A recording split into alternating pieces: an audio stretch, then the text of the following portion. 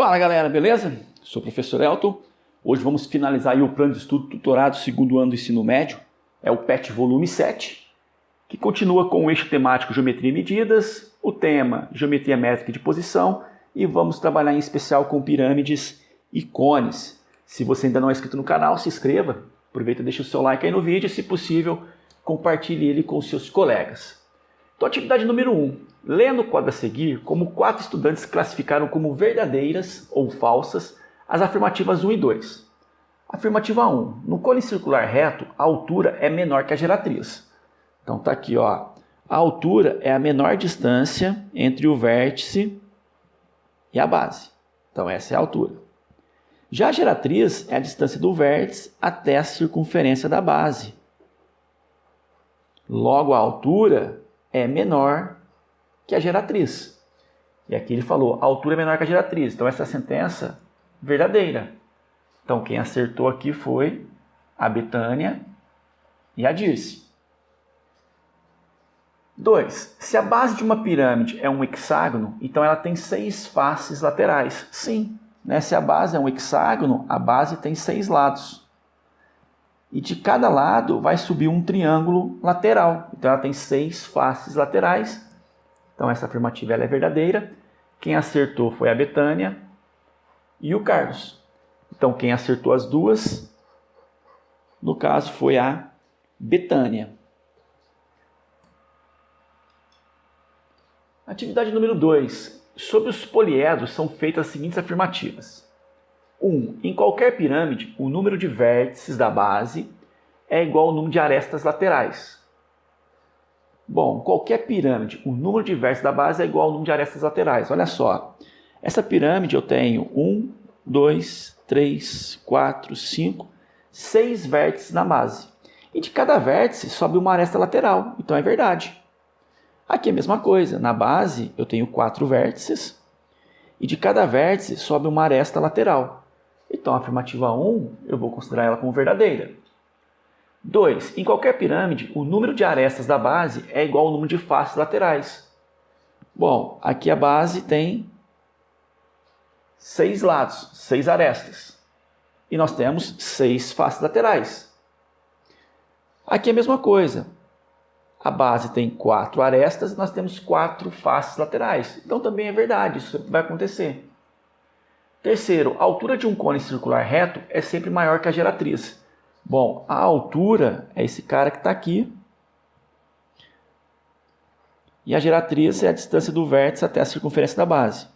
E nós vimos no exercício anterior que a altura é sempre menor que a geratriz. E aqui está falando que a altura é sempre maior que a geratriz, então essa afirmativa ela é falsa. Então as corretas são 1 e 2. Então vou ficar aqui com a letra A. Questão 3. Uma artesã decidiu fazer suas próprias embalagens. Ela então começou a criar caixas para guardar suas peças. As figuras a seguir representam 2 dessas caixas. Ao fechar as 2 caixas, os sólidos obtidos serão respectivamente.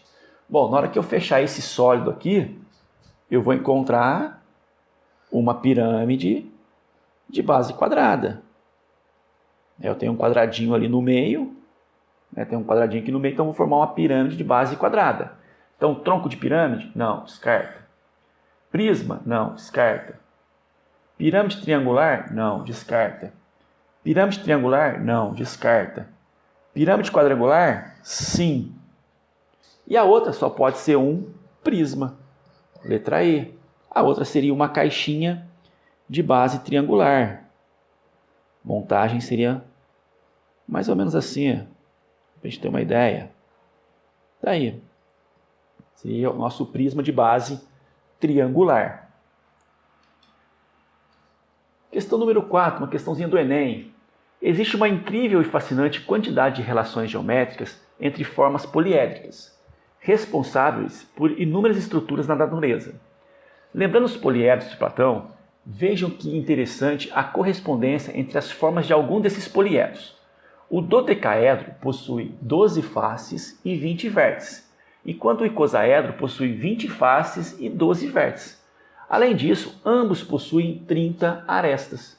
E por isso, dizemos que o dodecaedro é dual, ou conjugado do icosaedro.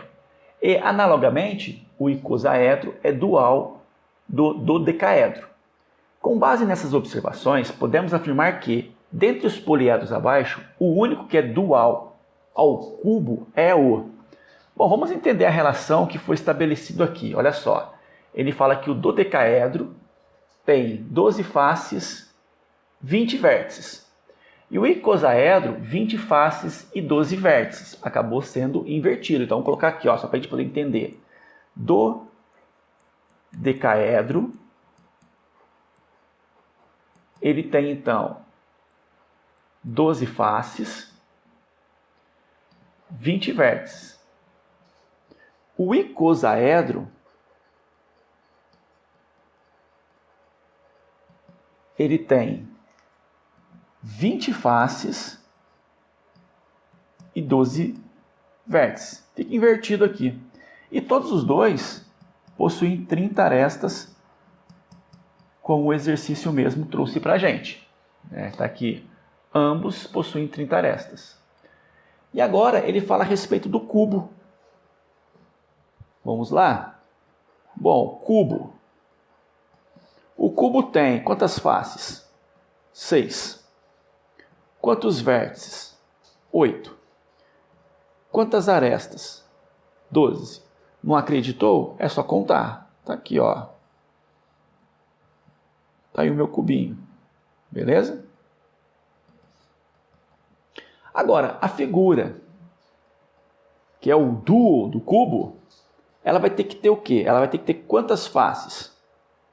8. Vai ter que ter quantos vértices? 6.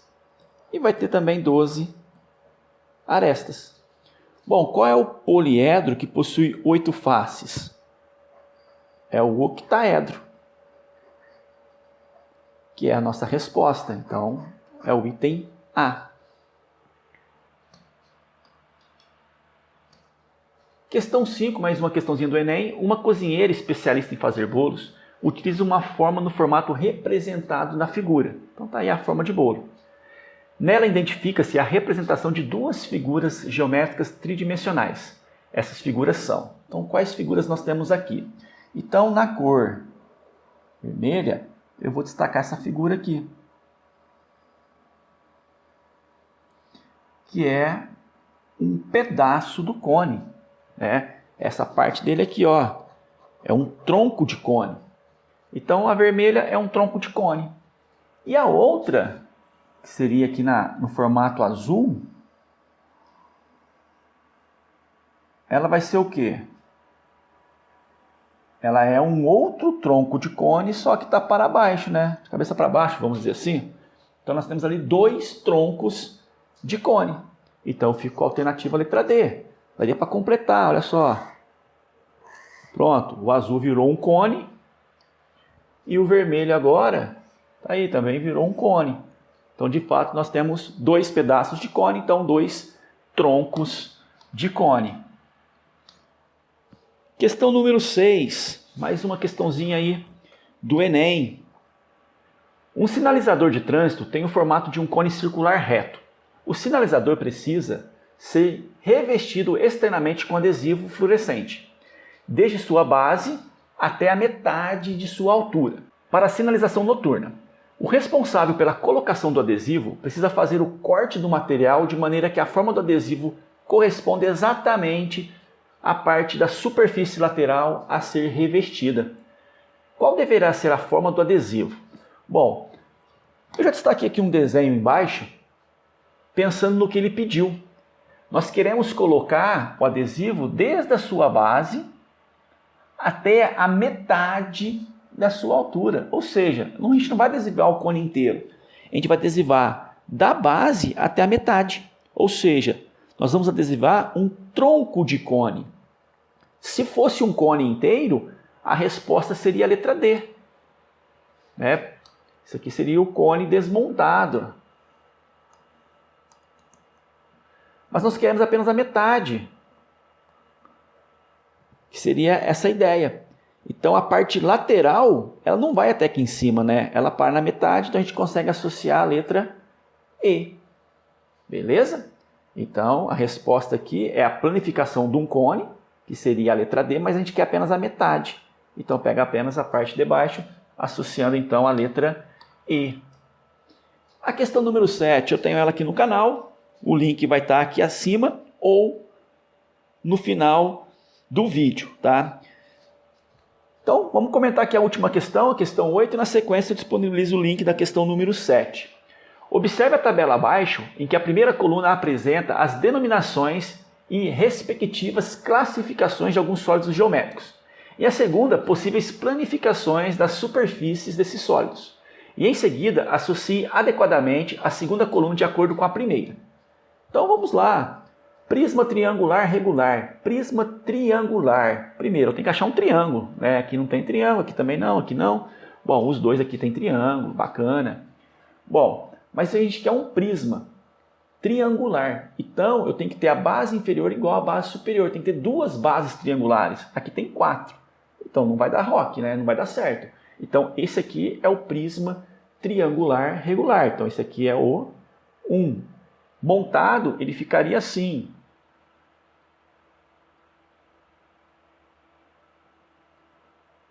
Tá aí. Ele montado. Duas bases triangulares e as três faces laterais na forma de quadrado ou retângulo.